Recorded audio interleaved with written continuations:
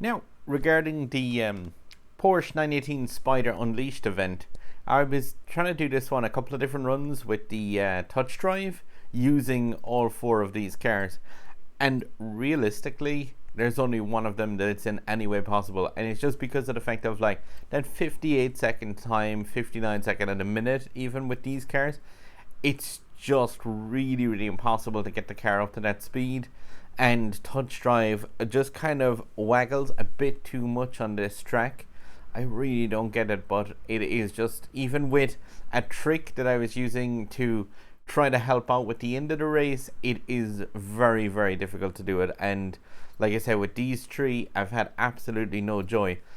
Viper GTS is possible to do it, but it still involves a bit of manual racing for a straight at the end of the race, because the way touch drive handles that last straight, it just does not maintain a top speed at all.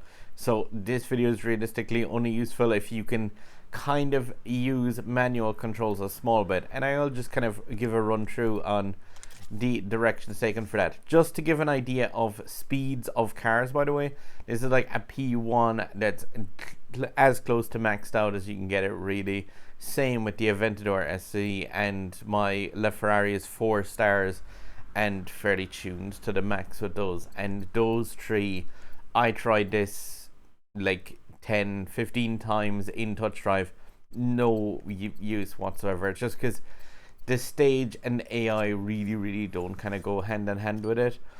The Viper GTS is possible, but still with some difficulty. And yeah, I'll show kind of the way to run this one. There's a few problems with the track. One of the main ones is that you probably noticed this if you take the car into this on touch drive, is the fact that you've got an AI at the very start that will knock a parked car directly into your path, and it's nearly impossible to judge where that parked car is going to go. You've got 3 choices before the car will fly into your path, but regardless of which one you choose, really, it's very difficult to avoid it. Say it's that car on the left hand side, and the AI is nearly always going to push it into the path. It didn't this time, but it can end up like just in the face of it. I would just keep on to your nitro and just let it drift go down the far left hand side here. Just keep on to the nitro for if the AI touches off your car, just select left here, hard drift and nitro shockwave just to get the car back up to some speed, but take it out of the nitro again as it's going back and forth here. Avoid going for that ramp, because if you do, the AI will just hump into you and stop you from actually being able to hit it. And then a hard drift here and nitro. Now this is the thing, from here to the finish line is actually just one long straight.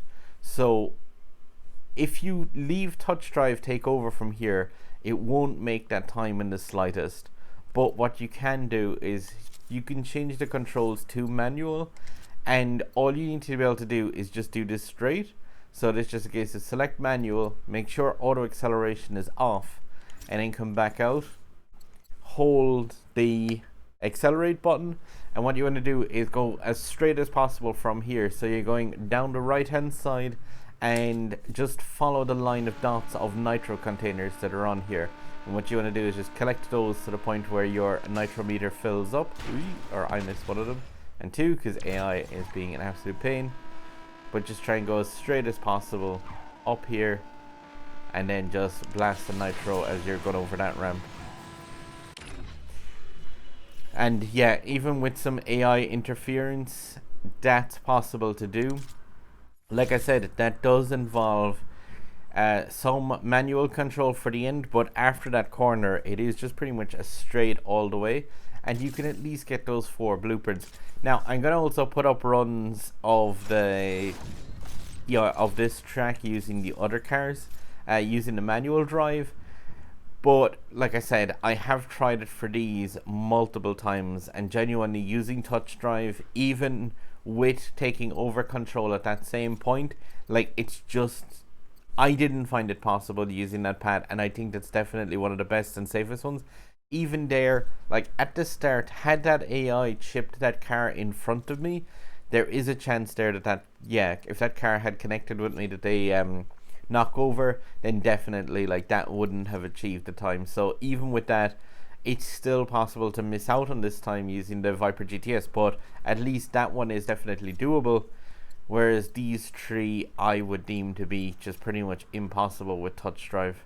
And yeah, it kind of sucks because the 918 Spyder is a really awesome car, but I'm going to throw up videos as well showing a manual drive, and yeah, maybe even consider the fact of, like, if you can race half of the track even in manual drive yourself, because you'll notice the fact that, like, if you just watch the speedometer, watch the way sometimes the car just kind of does this motion, and when it does it, like with any of those other cars, the Ferrari, the P1 and the SV Coupé, like the P1 especially is bad for doing it. Like, it drops from being around 210 miles an hour down to about 140 nearly instantly, and it's crazy. Like, you can't nitro boost to prevent the touch drive from doing it as well, because for some reason touch drive is able to brake while burning nitro, which is something that manual control just cannot do.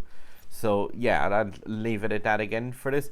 The one thing I will say also is, just in case you don't have it done, just in your settings menu, if you've never used manual control and you have it set where that camera angle changes around to take a look back at car explosions and stuff like that, I would strongly advise turning off the promotional content, because that's those pop-ups you get when you start up.